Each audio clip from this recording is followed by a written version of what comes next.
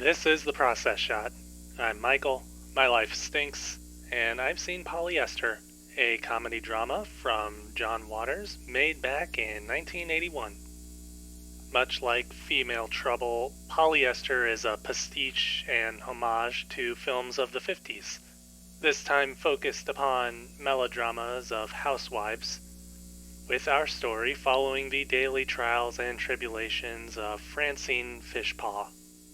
Caught in a loveless marriage with a rebellious daughter, a criminal son, an abusive mother, and a philandering husband, Francine does her best to make do with the circumstances, with her only respite being whenever she can confide in her best friend. Francine must learn to take matters into her own hands, from exposing her husband to confronting her mother and children, and even finding new happiness in the arms of another man, though whether or not this is the true answer remains to be seen. Then again, I've seen the movie, so I know how it ends. I also know that the story is pretty flat and basic, hitting upon pretty much every possible cliché from the debauchery of Francine's daughter and her punk boyfriend, to her husband's affair with his less than appealing mistress, and every possible story beat in between. The only character to see some sort of development is Francine, whose character arc still ends up changing more on a dime than anything. But again, this movie is made to thrive in these cliches and tropes, treating everything with a camp sensibility and ramping up the performances to 11.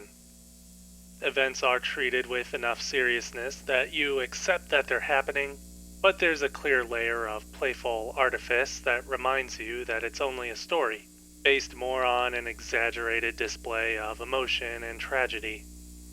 Even when things are going well for Francine, there's always something else lurking around the corner, and she's never afraid to vocalize and express just how she feels. It's a style that extends to everybody in the film, to the point that their characters are effectively defined not by personality, but more by activity, if that makes sense.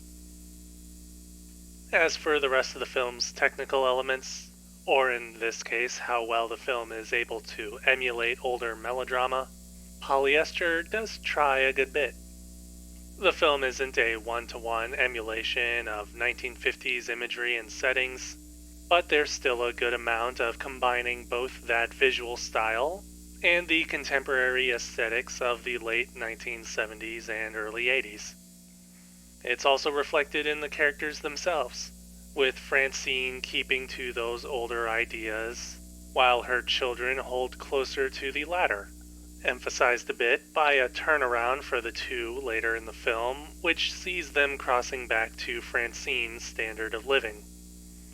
There's not too much else it does in this regard, keeping its visuals more attuned to a contemporary style, though it does often use some audio stingers for the sake of adding to the melodramatic parody. Overall, I think that the film's primary goal is to focus on the pastiche, and with it the root ideas of the genre, from the standards of melodrama itself to the underlying subtexts of feminine independence and happiness.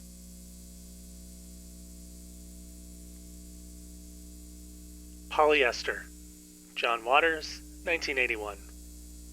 4 stars.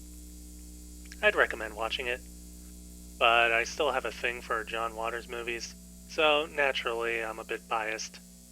It's not my fault he makes the world's greatest movies. That's it for the review, of course. If you liked it, leave a like. If you want to add anything, leave a comment. Subscribe to the channel for more reviews. You know, the movie is called Polyester, but the stuff doesn't really play much into the film story. Smells do, though. Maybe I need to learn more about my fabrics.